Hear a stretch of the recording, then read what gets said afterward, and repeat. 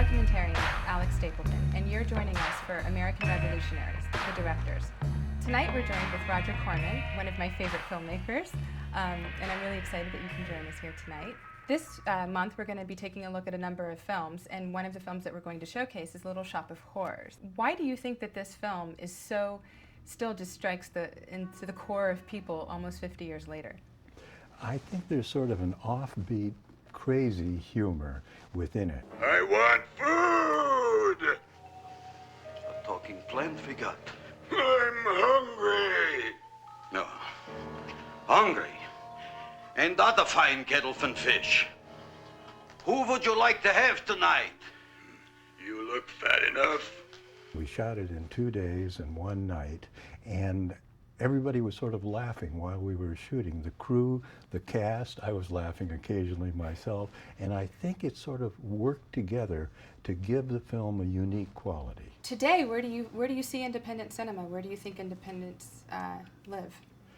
These are not good days for independent cinema. We've been pretty much frozen out of a full theatrical release.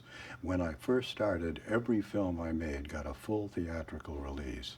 Today, maybe 1 picture out of 10, both for me but for other independent low-budget and medium-budget producers, gets a theatrical release. We're dependent upon DVD, cable television, and hopefully the internet if it ever happens. And it seems as though there's a cycle of that. Like every some odd years, distribution changes, essentially.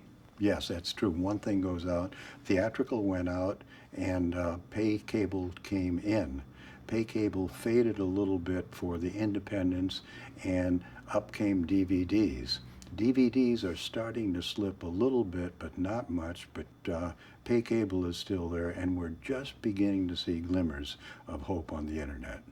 And where do you think that that's going to go to, the internet and what that might provide for young filmmakers out there trying to get their films seen? In one respect, the internet is something of a threat to the major studios, because the major studios have their accustomed avenues of distribution, and they do quite well with it. The internet is beginning to change and will change distribution tremendously.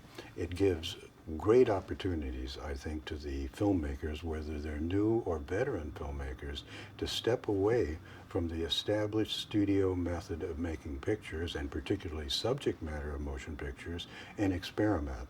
I think it's the beginning of a golden age. What advice would you give to a filmmaker, since we are in hard times and things are changing so quickly?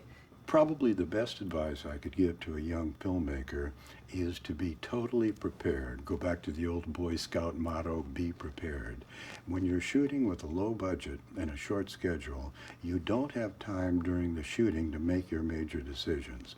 But you have plenty of time before shooting, so you should plan out every aspect of the shoot, including picking your camera angles, deciding how you're going to shoot, talking with the actors, going over their motivation, their characterization, rehearsing if you can, so that when you come on the set, you're there to shoot.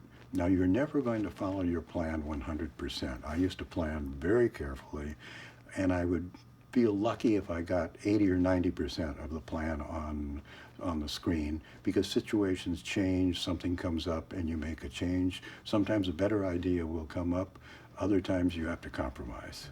Well, thank you, Roger, so much for joining us. You have been watching American Revolutionaries, the directors, and this is Roger Corman.